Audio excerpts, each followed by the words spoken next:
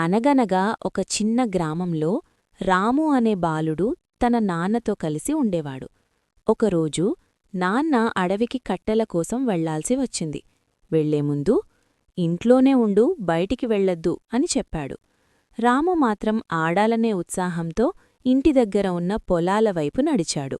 అకస్మాత్తుగా పొదల వెనుకనుంచి ఒక పులి గర్జించింది. రాము భయంతో వణికిపోయాడు. అరవాలనిపించినా గొంతు ఆగిపోయింది. అదే సమయంలో రాము నాంద అక్కడికి చేరుకున్నాడు. పరిస్థితిని అర్థం చేసుకుని ధైర్యంగా కర్రను ఊపుతూ పెద్దగా అరిచాడు. పులి వెనక్కి తగ్గి అడవిలోకి పరిగెత్తింది. రాము నాన్నను గట్టిగా కౌగిలించుకుని తన తప్పు గ్రహించాడు. మీ మాట వినాల్సింది నాన్నా అని క్షమాపణ చెప్పాడు. నాన్న స్నేహంగా నవ్వి, ప్రమాదం ఎప్పుడు వస్తుందో తెలియదు, జాగ్రత్తగా ఉండాలి అన్నాడు.